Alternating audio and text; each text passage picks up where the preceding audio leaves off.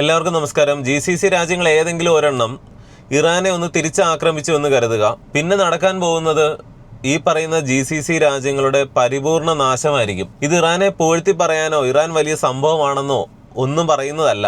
GCCയിലേക്ക് Iran തൊടുത്തുവിട്ട ഡ്രോണുകളുടെയും മിസൈലുകളുടെയും ഒക്കെ എണ്ണം നോക്കിയാൽ അതിൽ ഭൂരിഭാഗവും UAE എന്ന് പറയുന്ന രാജ്യത്തെ ഉദ്ദേശിച്ച് തന്നെയാണ് അയച്ചിട്ടുള്ളത്. പക്ഷേ നിലവിലുള്ള GCC രാജ്യങ്ങളുടെ ഇപ്പോഴത്തെ അവസ്ഥയായിരിക്കില്ല ഈ പറയുന്ന രാജ്യങ്ങൾ ഏതെങ്കിലും ഒരെണ്ണം തിരിച്ചിറാനെ ആക്രമിച്ചു കഴിഞ്ഞാൽ. കാരണം ഈ GCC രാജ്യങ്ങൾക്കൊക്കെയുള്ള ഏറ്റവും വലിയ വീക്ക്നെസ് എന്ന് പറഞ്ഞാൽ ശുദ്ധജലത്തിന് വേണ്ടി പോലും അവർക്ക് കടൽ വെള്ളം ശുദ്ധീകരിക്കണം. ഇങ്ങനെയുള്ള വലിയ ഡീസാലിനേഷൻ പ്ലാന്റുകൾ ഈ രാജ്യങ്ങളിലൊക്കെ ഉണ്ട്.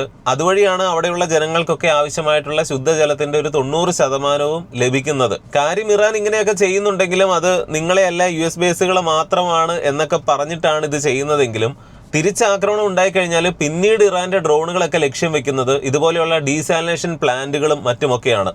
അങ്ങനെ ശുദ്ധജലത്തിന്റെ ലഭ്യത ഇല്ലാതാകുന്നതോടെ തന്നെ ഈ പറയുന്ന GCC രാജ്യങ്ങളുടെ അവസ്ഥയാകെ മാറും.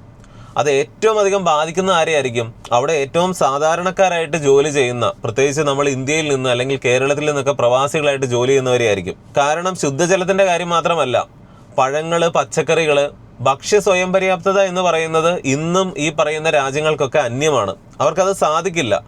ഡയറി പ്രോഡക്റ്റുകൾ അല്ലെങ്കിൽ മാംസം, ഇതിലൊക്കെ പല രാജ്യങ്ങളും സ്വയം പര്യാപ്തതയുടെയൊക്കെ അടുത്തെത്തിയിട്ടുണ്ട് എന്ന് പറഞ്ഞാൽ പോലും ഇന്നും പഴങ്ങൾ, പച്ചക്കറികൾ അല്ലെങ്കിൽ ധാന്യങ്ങളെല്ലാം ഇന്ത്യ പോലെയുള്ള അല്ലെങ്കിൽ മറ്റ് പല രാജ്യങ്ങളിൽ നിന്നും എത്തിയില്ലെങ്കിൽ അല്ലെങ്കിൽ പണം കൊടുത്ത് ഈ ഭക്ഷണ സാധനങ്ങളൊക്കെ വാങ്ങി ഉപയോഗിക്കുന്ന രാജ്യങ്ങളാണ് ഈ GCC രാജ്യങ്ങളെല്ലാം തന്നെ. ഇറാനുമായിട്ട് വലിയൊരു യുദ്ധത്തിലേക്കൊക്കെ പോയി കഴിഞ്ഞാൽ പിന്നീട് ഇതുപോലെ ധാന്യങ്ങളും പഴങ്ങളും പച്ചക്കറികളും ഒക്കെ ആയിട്ട് വരുന്ന ഷിപ്പുകൾക്ക് പോലും അങ്ങോട്ട് അടുക്കാനായിട്ട് സാധിക്കില്ല.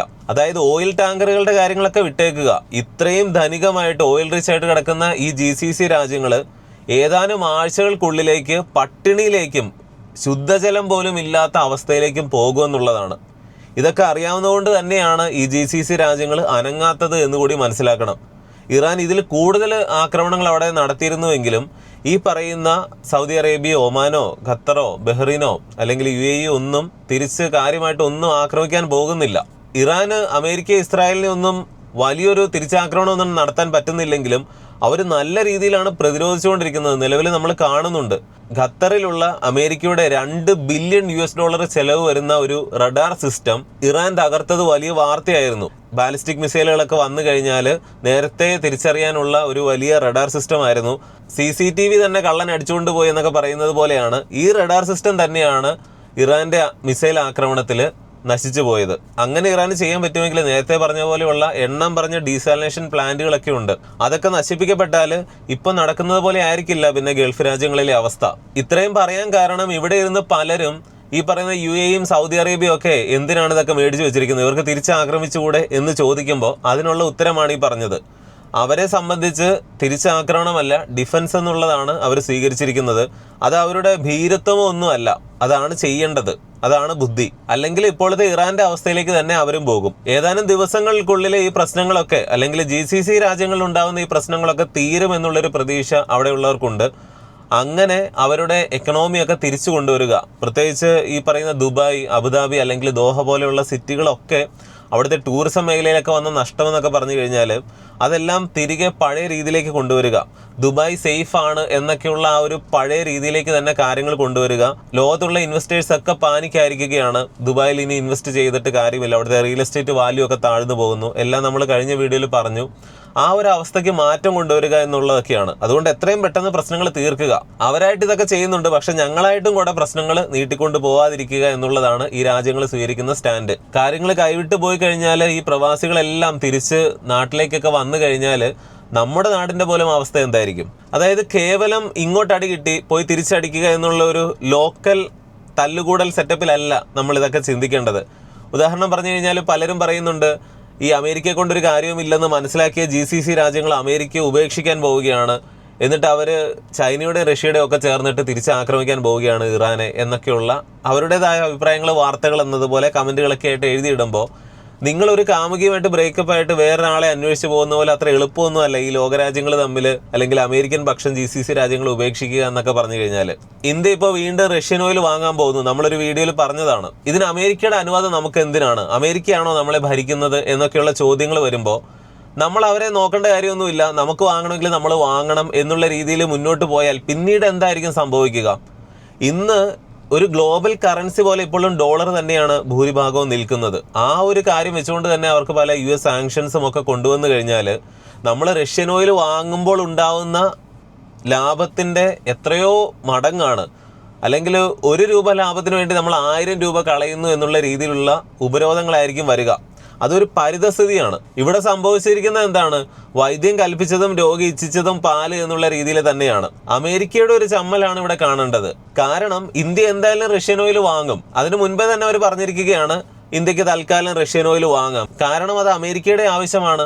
ഉക്രൈനിൽ പ്രശ്നങ്ങളൊക്കെ ഉണ്ടായ സമയത്ത് റഷ്യയുടെ കയ്യിൽ നിന്ന് ഇന്ത്യ ചീപ്പായിട്ടാണ് ക്രൂഡ് ഓയിൽ വാങ്ങിക്കൊണ്ടിരുന്നത്. അതുകൊണ്ട് റഷ്യക്ക് വലിയ ലാഭം ഉണ്ടാകുന്നില്ല എന്നുള്ളത് അമേരിക്ക ഒരു വശത്ത് കണ്ടു. മറ്റൊരു കാര്യം, ഈ റഷ്യൻ ഓയിൽ മാർക്കറ്റിലേക്ക് ഇറങ്ങേണ്ടത് അമേരിക്കയുടെ തന്നെയും ആവശ്യമാണ്. യൂറോപ്യൻ രാജ്യങ്ങളിലേക്കും പല രാജ്യങ്ങളിലേക്കും ഇന്ത്യ ഈ റഷ്യൻ ക്രൂഡ് ഓയിൽ റിഫൈൻ ചെയ്ത് കയറ്റി അയക്കുന്നുണ്ടായിരുന്നു.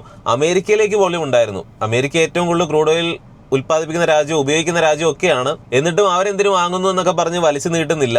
എങ്ങനെയാണെങ്കിലും നിലവിലും റഷ്യൻ ഓയിൽ ഇന്ത്യ വഴിയാണെങ്കിലും മാർക്കറ്റിൽ ഇറങ്ങേണ്ടത് ക്രൂഡ് ഓയിലിന്റെ വില നിയന്ത്രിക്കാനും കൂടി അമേരിക്കയ്ക്ക് ആവശ്യമാണ്. ക്രൂഡ് ഓയിലിന്റെ വില കുതിച്ചു കയറുന്നു എന്ന് പറയുമ്പോൾ നിലവിൽ റഷ്യയിൽ നിന്ന് ഇന്ത്യ വാങ്ങുമ്പോൾ ആ വിലക്കയറ്റത്തിന് ഒരു ശമനവും ഉണ്ടാകുമെന്നുള്ളതാണ്. ഇങ്ങനെ ഒരുപാട് കാര്യങ്ങളുണ്ട്. ഇന്ത്യക്ക് തൽക്കാലം റഷ്യൻ ഓയിൽ ആകാം എന്നുള്ളൊരു ഭാവത്തിൽ ഈ ട്രംപ് പറയുമ്പോൾ എന്നാ പിന്നെ ആയിക്കോട്ടെ എന്ന് നമ്മളൊന്ന് കളിയാക്കി വിടുന്ന രീതിയിൽ ഈ കാര്യങ്ങൾ മുന്നോട്ട് കൊണ്ടുപോകുന്നത് തന്നെയാണ് നയതന്ത്രം എന്ന് പറയുന്നത്. ഓപ്പറേഷൻ സിന്ദൂറിന്റെ ഒക്കെ സമയത്ത് നമ്മൾ കണ്ടതാണ്. ഞാനാണ് ഇന്ത്യയും പാകിസ്ഥാനും ഒക്കെ തമ്മിൽ സമാധാനം ഉണ്ടാക്കിയതെന്ന് പറഞ്ഞുകൊണ്ട് വെറുതെ ട്രംപ് അപ്പോഴും ഓരോ കാര്യങ്ങൾ പറയുന്നുണ്ടായിരുന്നു. യഥാർത്ഥത്തിൽ ഇപ്പൊ സംഭവിക്കുന്നത് അമേരിക്കയാണെങ്കിലും റഷ്യ ആണെങ്കിലും ഒക്കെ ഈ യുദ്ധം എന്ന് പറയുന്ന കാര്യത്തിൽ പെട്ടുകിടന്ന് കൈയും കാലുവിട്ട് അടിക്കുന്ന ഒരു അവസ്ഥയിലേക്കാണ്. അതായത് സാമ്പത്തികമായിട്ട് വലിയ ബാധ്യതയാണ് ഇതൊക്കെ. ഇവിടെ ചൈനയാണ് കണ്ടുപഠിക്കേണ്ടത്. കാരണം ഒന്ന് ചിന്തിച്ചു നോക്കുക, വെനസ്വേലയിൽ അമേരിക്കൻ ഉപരോധങ്ങളുണ്ടായിരുന്നു. വെനസ്വേലൻ ഓയിൽ 90% വാങ്ങിച്ചുകൊണ്ടിരുന്നത് ആരാണ്? ചൈനയാണ്. വളരെ ചീപ്പായിട്ട് കിട്ടും, കാരണം ഉപരോധങ്ങളുണ്ട്. നിസ്സാര വിലയ്ക്കാണ് ചൈന വാങ്ങിച്ചുകൊണ്ടിരുന്നത്. ഇറാന്റെ ഓയിൽ 90% വാങ്ങിച്ചുകൊണ്ടിരുന്ന ആരാണ്? ഇപ്പോഴും ഇറാൻ എണ്ണ ഉൽപ്പാദിപ്പിക്കുന്നുണ്ട്, അത് ചൈനയിലേക്ക് പോകുന്നുമുണ്ട് ഈ യുദ്ധത്തിനിടയിലും. അപ്പോൾ ഇറാന്റെ ഓയിലും 90% ഉപയോഗിച്ചുകൊണ്ടിരുന്ന ആരാണ്? ചൈനയാണ്. കാരണം ഉപരോധങ്ങളുണ്ട്. ചീപ്പായിട്ടുള്ള ഇറാനിയൻ ഓയിലാണ് ചൈനയ്ക്ക് കിട്ടിക്കൊണ്ടിരുന്നത്. അതിൻ്റെ കൂടെയാണ് റഷ്യയിൽ നിന്നും വളരെ ചീപ്പായിട്ട് റഷ്യൻ ഓയിലും ചൈന വാങ്ങിച്ചുകൊണ്ടിരുന്നത് ഉക്രൈനിലെ പ്രശ്നങ്ങൾ കാരണം. ഇതേ കാരണം കൊണ്ട് റഷ്യൻ ഓയിൽ ചീപ്പായിട്ട് വാങ്ങി ഇന്ത്യ ഉണ്ടാക്കിയ ലാഭം എന്താണെന്ന് നമുക്കറിയാം. അതിലും വലുത് റഷ്യ വെച്ചുകൊണ്ട് തന്നെ ചൈന ഉണ്ടാക്കിക്കൊണ്ടിരുന്നു. അതുകൂടാതെ ഇറാനും വെനസ്വേലയും ഒക്കെ ഉണ്ട്. ചൈനയുടെ ലാഭം എന്താണെന്ന് ചിന്തിക്കുക. ചൈന എന്ന് പറയുന്ന രാജ്യത്തിന് ഒരേ ഒരു ദൗർഭാഗ്യം മാത്രമേ ഉള്ളൂ, ആ രാജ്യത്തിന് ക്രൂഡ് ഓയിൽ ഇല്ല. അവർ മറ്റു പല രാജ്യങ്ങളിൽ നിന്നും ഇത് പണം കൊടുത്ത് വാങ്ങേണ്ടി വരും. അതും കൂടെ അവർക്ക് ഉണ്ടായിരുന്നെങ്കിൽ ഒന്ന് ചിന്തിച്ചു നോക്കുക. പക്ഷെ ആ ഒരു പരിതസ്ഥിതിയെ എങ്ങനെയൊക്കെയാണ് അവർ ഏറ്റവും കുറഞ്ഞ രീതിയിൽ ചീപ്പായിട്ട് ഓയിൽ വാങ്ങിച്ചുകൊണ്ടിരുന്നത് എന്നുകൂടി ചിന്തിക്കുക. വെനസ്വേലയിലും ഇറാനിലും ഒക്കെ അമേരിക്ക ഇടപെട്ടപ്പോൾ അതുകൊണ്ട് ഒരു ക്ഷീണം വന്നിരിക്കുന്നു ആർക്കാണ്? ചൈനയ്ക്ക് തന്നെയാണ്. പക്ഷെ അപ്പോഴും അവർക്ക് അപ്പുറേ റഷ്യൻ ഓയിൽ ഉണ്ട്. അതായത് യുദ്ധം അങ്ങോട്ടും ഇങ്ങോട്ടും ചെയ്യുന്നവരല്ല, അതിനിടയ്ക്ക് നിന്ന് ലാഭം ഉണ്ടാക്കുന്നത് ആരാണ് എന്ന് ചിന്തിക്കുക. ഇതേ കാര്യം തന്നെയാണ് ഇറാഖിൽ നമ്മൾ കാണുന്നത്. ഇറാഖിൽ അമേരിക്ക ഇടപെട്ടു, ഈ കാര്യങ്ങളൊക്കെ ചെയ്തു. ഇന്ന് ഇറാഖിലുള്ള ഓയിൽ കമ്പനികളിൽ ഭൂരിഭാഗവും ചൈനീസ് കമ്പനികളാണ്. ഇറാഖിൻ്റെ ഓയിൽ ഏറ്റവും അധികം നല്ല രീതിയിൽ ഉപയോഗിച്ചുകൊണ്ടിരിക്കുന്നത്, അവിടെ നിന്ന് ലാഭം ഉണ്ടാക്കുന്നത് ചൈനീസ് കമ്പനികളാണ്. ഞാനും അടുത്തിടയ്ക്ക് വരെ വിചാരിച്ചിരുന്നത് അവിടെ അമേരിക്കൻ കമ്പനികളാണ് പ്രധാനമായിട്ട് കാര്യങ്ങൾ ചെയ്യുന്നതെന്നാണ്. പക്ഷേ ഈയിടെ പഠിച്ചപ്പോഴാണ് മനസ്സിലായത് ചൈനയുടെ ഭാഗ്യമായിട്ട് മാറിയിരിക്കുന്നു പണ്ട് അമേരിക്ക ഇറാഖിൽ നടത്തിയ അധിനിവേശമൊക്കെ. അമേരിക്ക അവിടെ നിന്ന് ഉണ്ടാക്കുന്നതിലും വലിയ ലാഭമാണ് കേവലം ബിസിനസ്സിലൂടെ ചൈന അവിടെ ഉണ്ടാക്കിക്കൊണ്ടിരിക്കുന്നത്. കാരണം എല്ലാം ചൈനീസ് ഇൻവെസ്റ്റ്മെന്റുകളും ഇൻഫ്രാസ്ട്രക്ചറും ഒക്കെയാണ്. ഇങ്ങനെയാണ് ചൈന കളിക്കുന്നത്, ഇങ്ങനെയാണ് ചൈന ജയിച്ചുകൊണ്ടിരിക്കുന്നത്. നിലവിൽ അമേരിക്ക വെനസ്വേലയിൽ ഇടപെടുന്നു, ഇറാനിൽ ഇടപെടുന്നു. എന്തുകൊണ്ടാണ്? അവസരം നോക്കി വേണമെങ്കിൽ എല്ലാവരും എല്ലാം ചെയ്യുമല്ലേ, ഞങ്ങൾ ആ തായ്വാനെ അങ്ങ് പിടിച്ചേക്കാമെന്ന് ചൈന തീരുമാനിക്കാത്തത് എന്തുകൊണ്ടാണ്? ചൈന ഒരു യുദ്ധങ്ങൾക്കും പോവാത്തത് എന്തുകൊണ്ടാണ്? അതായത് നഷ്ടപ്പെടാൻ പലതുമുള്ളവൻ ഒരു പ്രശ്നത്തിന് ഇറങ്ങാനായിട്ട് മടിക്കും. നമ്മുടെ നാട്ടിലൊക്കെ ആണെങ്കിലും ഒന്നും നോക്കാനില്ലാത്തവർ ഒന്ന് പറഞ്ഞ് രണ്ടാമത്തേന് അടികൂടും. പക്ഷെ അത്യാവശ്യം നല്ല രീതിയിൽ ജീവിക്കുന്നവർ അങ്ങനെ ഇങ്ങനെയൊന്നും ഒരു പ്രശ്നത്തിനും പോവാതിരിക്കാനായിട്ട് ശ്രദ്ധിക്കും. അത് തന്നെയാണ് ചൈനയുടെ കാര്യത്തിൽ നമ്മൾ കാണുന്നത്. അമേരിക്ക ലോകത്ത് പല പ്രശ്നങ്ങളും ഉണ്ടാക്കുന്നുണ്ട്. അമേരിക്ക ഇങ്ങനെ ഓരോ കാര്യങ്ങളും ചെയ്യുമ്പോൾ നമ്മൾ പറഞ്ഞിട്ടുണ്ട് അമേരിക്കയ്ക്ക് ഇത് നഷ്ടമാണ്. അമേരിക്ക എന്ന് പറയുന്ന രാജ്യത്തെ സംബന്ധിച്ചിടത്തോളം ആയുധ ചെലവുകൾ, മിലിറ്ററിയുടെ ചെലവുകൾ ഒക്കെ. പക്ഷെ അമേരിക്കൻ ആയുധ കമ്പനികൾക്ക് ഇത് ലാഭമാണ്. ഈ ട്രംപിനെ തന്നെ യഥാർത്ഥത്തിൽ ഒരു ബ്രോക്കറായിട്ടാണ് വിശേഷിപ്പിക്കേണ്ടത്. സൗദി പ്രിൻസായിട്ടുള്ള MBSന്റെ അടുത്ത് ഒരിക്കലും ട്രംപ് ഈ പറയുന്ന അമേരിക്കൻ യുദ്ധവിമാനങ്ങളൊക്കെ വാങ്ങാനുള്ള ഒരു പ്രപ്പോസൽ നടത്തുന്നത് ഒരു തരത്തിൽ ഒരു അമേരിക്കൻ പ്രസിഡന്റിന് ചേർന്നത് പോലുമല്ല. ഓരോ യുദ്ധവിമാനങ്ങളുടെയൊക്കെ വില പറഞ്ഞ് ഇങ്ങനെ ഓരോ ഡീലൊക്കെ ഉറപ്പിക്കുന്നത്. അതായത് അമേരിക്കൻ ആയുധ കമ്പനികളുടെ ഒരു ബ്രോക്കറായിട്ടാണ് യഥാർത്ഥത്തിൽ ട്രംപ് നിൽക്കുന്നത് എന്ന് അതിൽ നിന്ന് തന്നെ നമുക്ക് മനസ്സിലാക്കാവുന്നതാണ്. ഇതെല്ലാം വെറും ബിസിനസ്സാണ്, ആയുധ കച്ചവടമാണ്. അമേരിക്കയുടെ താല്പര്യങ്ങൾ ഒരുപാടുണ്ട്. പക്ഷെ ഇതിനെല്ലാം ഇടയിൽ കൈ നനയാതെയും അല്ലെങ്കിൽ തഞ്ചത്തിൽ നിന്ന് ഏറ്റവും നല്ല കളി കളിക്കുന്നതും ലാഭം ഉണ്ടാക്കുന്നതും ചൈനയാണ്. വെനസ്വേലയിൽ ഏറ്റവും കൂടുതൽ ക്രൂഡ് ഓയിൽ ഉണ്ടെന്നൊന്നും പറഞ്ഞിട്ട് കാര്യമില്ല. ആ രാജ്യത്തിൻ്റെ കാര്യം ഒരു കഴിവില്ലാത്ത രാജ്യമാണ് എന്ന് വേണമെങ്കിൽ പറയാം. കയ്യിൽ നിധി ഉണ്ടായിട്ട് ഉപയോഗിക്കാൻ അറിയാൻ പാടില്ലാത്ത, അതായത് ഗ്ലോബൽ എണ്ണ സപ്ലൈയുടെ ഒരു 1% വരുന്നുള്ളൂ വെനസ്വേലയുടെ ഓയിൽ. നേരെ മറിച്ച് ഇറാൻ്റെ ഒരു 4%, 5% വരും. ഇറാഖിൻ്റെ അത്രയൊക്കെ തന്നെ വരും. സൗദി അറേബ്യ ഒരു 10% വരും. റഷ്യ ഒരു 11% വരും. ലോകത്തെ ഏറ്റവും കൂടുതൽ ക്രൂഡ് ഓയിൽ ഉപയോഗിക്കുന്ന ആരാണ്? അമേരിക്ക കഴിഞ്ഞാൽ ചൈനയാണ്. അമേരിക്കയ്ക്ക് കുറേ ക്രൂഡ് ഓയിൽ സ്വന്തമായിട്ട് ഉണ്ടാക്കാൻ പറ്റുന്നുണ്ട് എന്നുകൂടി ഓർക്കണം. അപ്പോൾ ചൈനയാണ് അവിടെ ഏറ്റവും വലിയ ആവശ്യക്കാരൻ. അതുപോലും അവരെങ്ങനെയാണ് ഏറ്റവും ചീപ്പായിട്ട് ഒപ്പിച്ചെടുക്കുന്നത് എന്ന് ചിന്തിക്കണം. റഷ്യ ഗ്ലോബൽ ഓയിൽ സപ്ലൈയുടെ ഒരു 10% അവരാണ്. അതിൻ്റെ നല്ലൊരു ഭാഗവും ചീപ്പായിട്ട് ചൈന വാങ്ങുന്നു. അതുപോലെ ഇറാഖിൽ അവർക്കാണ് ഏറ്റവും കൂടുതൽ ഓയിൽ കമ്പനികളും ഇൻവെസ്റ്റ്മെൻറ്റുകളും ഒക്കെ ഉള്ളത്, അതവർ വാങ്ങുന്നു. ഇറാൻ ഗ്ലോബൽ എണ്ണ സപ്ലൈയുടെ ഒരു 5% ഉണ്ട്, അതും 90% വാങ്ങിക്കൊണ്ടിരിക്കുന്നത് ചൈനയാണ്. എന്തിനു? വെനസ്വേലയെ പോലും അവർ നല്ല രീതിയിൽ ഉപയോഗിച്ചുകൊണ്ടാണ് ഇരുന്നത്. ഇതൊക്കെയാണ് ചൈനയുടെ രീതികൾ. നമ്മളൊക്കെ ഇവിടെ ഇങ്ങനെ പറഞ്ഞുകൊണ്ടിരിക്കും, ചൈന അവരവരുടെ കാര്യങ്ങൾ ചെയ്തുകൊണ്ട് വിജയങ്ങൾ നേടിക്കൊണ്ടിരിക്കും. ക്യാൻഡൻ ഫെയർ ഒക്കെ തുടങ്ങാൻ പോവുകയാണ്. പറ്റുമെങ്കിൽ നിങ്ങളൊരു ടിക്കറ്റൊക്കെ എടുത്തിട്ട് ചൈനയൊക്കെ ഒന്ന് പോയി കണ്ടിട്ട് ചൈനയൊക്കെ ഏത് ലെവലാണ് എന്ന് ചിന്തിക്കുക. അമേരിക്കയ്ക്ക് ഈ മിലിറ്ററി ചെലവുകളൊക്കെ ഒരു ഭാഗത്തുള്ളതുകൊണ്ട് തന്നെ അവിടുത്തെ ഇൻഫ്രാസ്ട്രക്ചറൊക്കെ ഡെവലപ്മെൻറ്റ് ചെയ്യാനായിട്ട് ഫണ്ട് കിട്ടുന്നില്ല എന്നൊക്കെ പറയുന്നുണ്ട്. നേരെ മറിച്ച് ചൈനയുടെ റോഡുകൾ പോലും വളരെ നിസ്സാരമായിട്ട് അവിടെ പണിയുന്ന എന്തും ഏതും ലോകത്തെ ഏറ്റവും പെർഫെക്ഷൻ ഉള്ള അത്രയും അതിശയമായിട്ട് നിൽക്കുകയാണ്. കാരണം എന്താണ്?